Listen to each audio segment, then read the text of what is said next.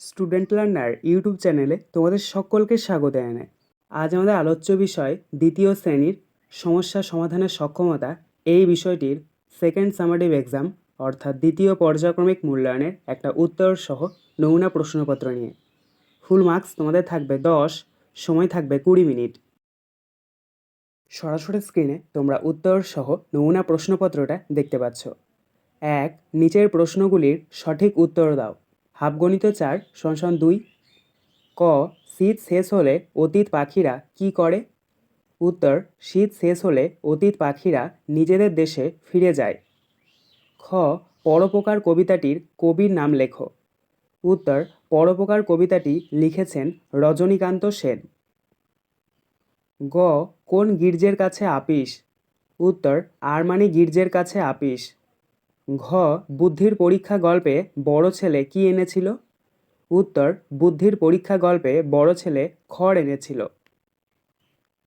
2. বাক্য রচনা করো। 1 × 2 = 2। ক. খুশি। খুশি দিয়ে তোমরা বাক্য রচনা লিখবে, মা আমাকে জামা কিনে দিয়েছে তাই আমি খুশি। খ. দিন। দিন দিয়ে তোমরা বাক্য রচনা লিখবে, দিনের শেষে সন্ধ্যা নামে। 3. Write the opposite word. প্রশ্নের মান 1।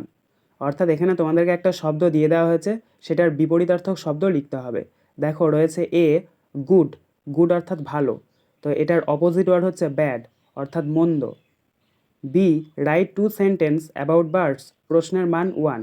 অর্থাৎ পাখিদের সম্বন্ধে তোমাদেরকে 2টি বাক্য লিখতে হবে। Answer: birds have 2 wings. অর্থাৎ পাখিদের 2টো ডানা আছে। Birds fly in the sky. অর্থাৎ পাখিরা আকাশে ওড়ে। C. Match column A with column B half into 2 = 1। অর্থাৎ কালাম এ এর সাথে কালাম বি তোমাদেরকে মিল করাতে হবে।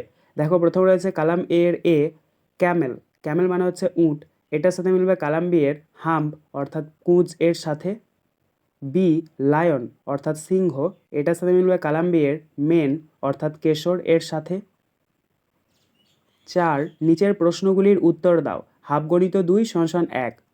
ক. 2 অঙ্কের সবচেয়ে বড় সংখ্যা ড্যাশ। এখানে আমাদের শূন্যস্থানে বসবে 9 10 9 99। খ. যোগ প্রক্রিয়ার সংক্ষিপ্ত রূপ হলো ড্যাশ। এখানে শূন্যস্থানে বসবে গয়হস্য মূর্ধন্য গুণ। 5. বিয়োগ করো। প্রশ্নের মান 1। দেখো এখানে তোমাদেরকে একটা বিয়োগ করতে দেওয়া হয়েছে। 7 10 3 73কে 3 10 8 38 দিয়ে বিয়োগ করতে হবে। তো আমরা ডান দিক থেকে বিয়োগটা করে নেব। ডান দিকে রয়েছে 3 আর 8। 3 থেকে তো আর 8 বাদ দেওয়া যায় না, তাহলে এখানে 10 ধরতে হবে। 10 আর 3 যোগ করলে হচ্ছে 13। 13 থেকে 8 বাদ দিলে কত হচ্ছে 5, তাহলে নিচে 5 লেখো। এবার এখানে যেহেতু 10 ধরেছি, তাহলে পাশে যে সংখ্যাটা আছে সেটাকে 1 ঘর কমিয়ে দেবো। দেখো পাশে রয়েছে 7। 7কে যদি আমরা 1 ঘর কমিয়ে দিই তাহলে হচ্ছে 6। তাহলে 6 থেকে 3 বাদ দিলে কত হচ্ছে 3। তাহলে এখানে আমাদের বিয়োগফলটা বেরোলো 3 10 5 35। 6. আজ আমরা 4টি দলে ভাগ হয়ে খেলা করব।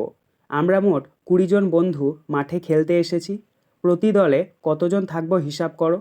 প্রশ্নের মান 1। উত্তর: এখানে 20 ভাগ 4 = 5। অর্থাৎ 20কে 4 দিয়ে ভাগ করতে হবে। 20কে 4 দিয়ে যদি আমরা ভাগ করি তাহলে 5 পাবো। অতএব আমরা উত্তরটা লিখে নেব, প্রতি দলে 5 জন থাকবো। আজকের আলোচনা পর্বটি এখানেই শেষ হলো। আশা করি ভিডিওটি তোমাদের ভালো লেগেছে। যদি ভালো লাগে একটা করে লাইক করে দিও। সবশেষে তোমাদের কাছে একটাই অনুরোধ, যারা এখনও পর্যন্ত আমাদের চ্যানেলটিকে সাবস্ক্রাইব করে উঠতে পারোনি, তারা চ্যানেলটিকে সাবস্ক্রাইব করে পাশে থাকা নোটিফিকেশন বেলকে অল প্রেস করে নিও এই ধরনের নতুন নতুন ভিডিও পাওয়ার জন্য। ধন্যবাদ।